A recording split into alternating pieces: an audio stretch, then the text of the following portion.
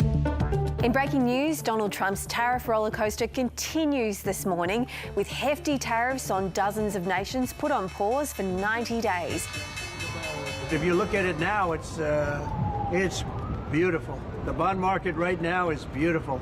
It means that every nation slapped with a tariff above 10% will be given 90 days to negotiate a deal before the tariffs go back up. Well, I thought that people were jumping a little bit out of line. They were getting yippy, you know, they were getting a little bit yippy.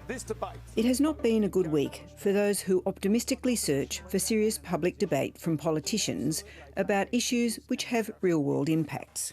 Is Australia heading into recession? Well, it is under Labor. Can you explicitly rule out a recession? Look, we have, as a government, continued to see the economy grow. There used to be at least some unwritten rules in politics, including that you are careful with your language in times of turmoil, whether the nature of that turmoil be of a national security or economic uncertainty kind. Our election campaign is being fought against the backdrop of erratic and reckless announcements coming out of the United States on an almost daily basis now. And the recklessness of it seems to be infectious. Not only were our politicians saying some wild things about the economy this week, but journalists were asking about possible emergency Reserve Bank meetings and/or a budget stimulus package as a response to global market volatility. Are you considering ideas like stimulus measures, for instance? How confident are you that Australia could avoid going into recession? The weird thing is that was all happening as our most senior bureaucrats were releasing a reassuring independent forecast that acknowledged the global uncertainty but only marginally changed the forecasts for the economic outlook. Growth this year is only forecast to be 0.1% lower and inflation only 0.2 percentage points higher than the budget forecasts of a couple of weeks ago. There is not the sort of liquidity crisis we saw in the GFC, which prompted central banks to crash interest rates, nor the sudden shock of mass unemployment that would suggest the need for government spending to prop up the economy.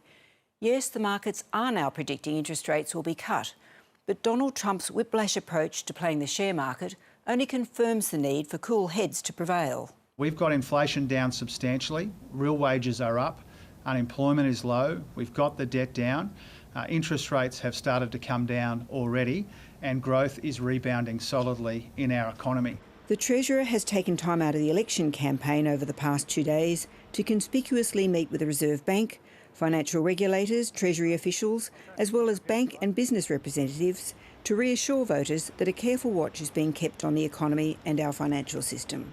Government's management of the economy should always be thoroughly scrutinised, just as opposition's claims to superior economic management at a time when they have failed to produce any significant policy details should also be thoroughly scrutinised. But at a time when thousands of Australians are feeling the alarm of slumping share market and superannuation savings, as well as the spectre of hacked super accounts, a bit of reassurance is important. Given all the claims and counterclaims about what has been happening in the economy under either side's watch, here's a couple of graphs to keep things in perspective. Here is what is going on in households. Household income has taken a big hit in recent years, but is growing again. Real wages are growing again after falling for some time, albeit still very slowly. And here is a graph which tells you how much growth in spending there has been under both sides of politics over the past 10 years. It's obviously been very distorted by the pandemic, and it's at best a very mixed report card for everyone involved. The global risks are real, but we are in good shape in Australia. We are living in uncertain and tumultuous times, and the choice at this election is who do you trust to manage the economy? It is certainly true that we are living in uncertain and tumultuous times. Voters have felt the pain of the last few years and will make their own assessments of the government's economic management. But while the opposition cites falling living standards and wages and rising prices and suggests it would do better, it has to date not delivered a comprehensive roadmap of how it would lift wages or significantly reduce prices. You've given yourself 5 years to achieve $7 billion in savings by cutting 41,000 public servants, according to unreleased secret modelling by the PBO. Where will you find the savings immediately to match Labor's $8 billion Medicare funding announcement?